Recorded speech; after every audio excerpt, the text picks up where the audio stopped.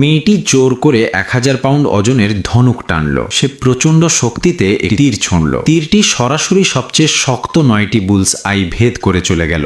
দাদু এবং বড় দুই ভাই যখন সেখানে এলেন, তারা মুহূর্তেই হতবাক হয়ে গেলেন। তারা শপথ করলেন যে যেই এই তীর ছুঁড়েছে তাকে খুঁজে বের করবেন। তারা বিশ্বাস করলেন এই মানুষটি পরিবারকে সর্বোচ্চ সম্মান এনে দিতে পারবে। কিন্তু বড় দুই ভাই জানতো না যে এই মানুষটি আসলে তাদেরই অবহেলিত ছোট বোন। দ্বিতীয় বড় ভাই পাশে থাকা ছোট বোনকে বলল সেই তীরন্দাজকে খুঁজে বের করতে। কিন্তু ছোটবেলা থেকেই ভাইদের দ্বারা অত্যাচারিত হওয়ায় মেয়েটি তার কথায় কোনো গুরুত্ব দিল না। মেয়েটি চলে যেতে যাচ্ছিল, তখন বড় ভাই তাকে থামালো। বড় ভাই বলল সে কোনো কাজের নয় এবং তার কথা অমান্য করার অধিকার নেই। এমনকি দাদুও চেয়েছিলেন তাকে এক অচেতন ভেজিটেটিভ মানুষের সাথে বিয়ে দিয়ে দিতে। মেয়েটি সঙ্গে সঙ্গে বিয়ে করার প্রস্তাব প্রত্যাখ্যান করলো। এতে দুই ভাই তাকে উপহাস করতে লাগলো। তারা ভাবলো মেয়েটির কোনো ক্ষমতা নেই এবং তার মতো মেয়ের ওই অচেতন মানুষকেই বিয়ে করা উচিত। তখন মেয়েটি সঙ্গে সঙ্গে তাদের সাথে তীরন্দাজির প্রতিযোগিতা করার প্রস্তাব দিল। তারপর তারা প্রতিযোগিতার স্থানে গেল।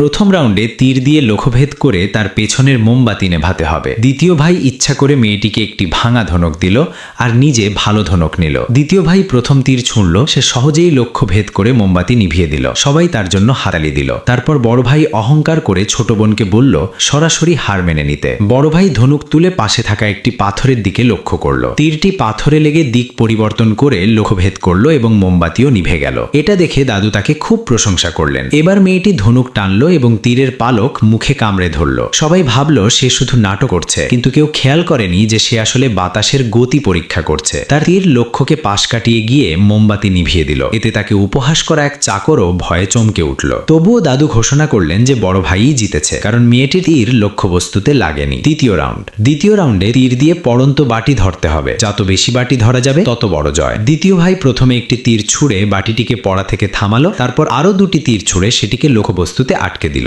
বড় ভাই 3টি বাটি ছুঁড়ে দিয়ে একসাথে 3টি তীর ছুড়ল। 3টি বাটি সুন্দরভাবে লক্ষ্যবস্তুতে আটকে গেল। এতে চাকররা উল্লাসে চিৎকার করে উঠল। বড় ভাই গর্ব করে ছোট বোনকে বলল হার মেনে নিতে। মেয়েটি প্রতিযোগিতার ময়দানে গেল এবং সব বাটিগুলো একসাথে রাখলো। তারপর টেবিলে জোরে আঘাত করলো, ফলে সব বাটি উড়ে গেল। তারপর সে দ্রুত 3টি তীর ছুড়ল। আশ্চর্যের বিষয়ে সব বাটি সুন্দরভাবে লক্ষ্যবস্তুতে গিয়ে আটকে গেল। কিন্তু দ্বিতীয় ভাই বলল মেয়েটি প্রতারণা করেছে। মেয়েটি তাকে উপহাস করে বলল শুধু দুর্বলরাই অজুহাত খোঁজে। তৃতীয় রাউন্ডে তীর দিয়ে একটি মুদ্রা ভেদ করে বুলস আইতে লাগাতে হবে। বড় ভাই এবং দ্বিতীয় ভাই একই সাথে তীর ছুড়ল। তারা 3টি মুদ্রা ভেদ করে বুলস আইতে লাগাতে পারল। মেয়েটি সব মুদ্রা আকাশে ছড়ে দিল। সে চোখ বন্ধ করলো এবং বাতাসে মুদ্রার দুলনি অনুভব করলো। তারপর সে জোরে শেষ তীরটি ছুড়ল। তীরটি আকাশে ফিনিক্স পাখির মতো উড়ে গেল। যখন তীরটি লক্ষ্যবস্তুতে লাগলো তখন দেখা গেল সেটি অসংখ্য মুদ্রা দিয়ে